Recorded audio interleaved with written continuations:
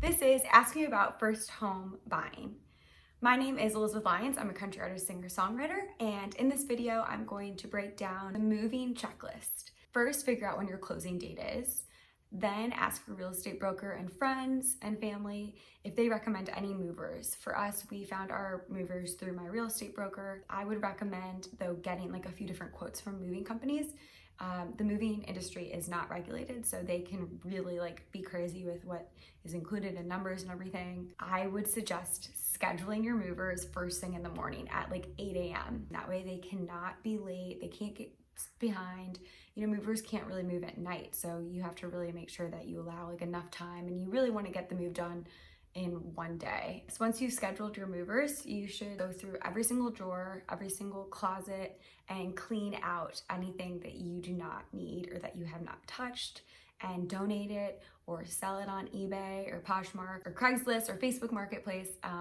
It is so important to not move all this stuff and junk that you do not need, because you're paying for that. So you'd want to make sure that you clean everything out. Plan to pack everything over time. I think I started a month before we moved, because that way it's not so overwhelming and you're not waiting till the last minute for things. If you just slowly try to say do one box a day, that makes it so much easier. You can have your movers drop off the boxes in advance, or if you go to U-Haul, they're so nice in there. I've never had a bad experience in U-Haul, and I've spent several years. I was best friends with the U-Haul, the manager of U-Haul on Wedgwood in Nashville, and they'll take good care of you and get you all set up and squared away too. I would highly suggest with moving closet, wardrobe, is getting the wardrobe boxes. The wardrobe is so great because then you can just literally take all of the clothes out of the wardrobe right into your closet. So that really helps make everything easier.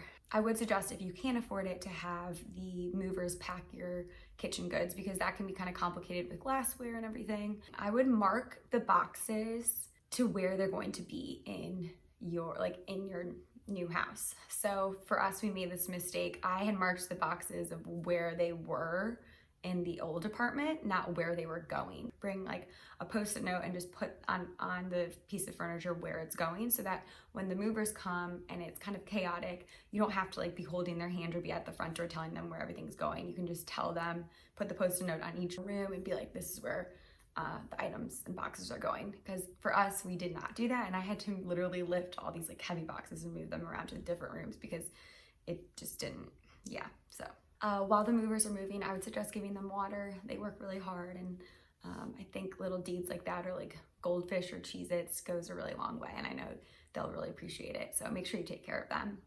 Make sure before the movers leave, do an inspection on everything, make sure that everything is there and nothing's broken.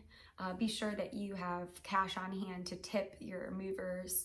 You can ask the moving company what they recommend, but it's not required, but I feel like it's the right thing to do. The cool thing about moving, it's an opportunity to start fresh and to get things organized. I know for me, my merchandise was a nightmare. When you're playing shows, it's the last thing that is the priority of organizing. I find when you're organizing, you just want to take everything out and just put it on the floor and see what you have and then go from there. In terms of unpacking, luckily I had my family here to help me unpack, and they are such good worker bees.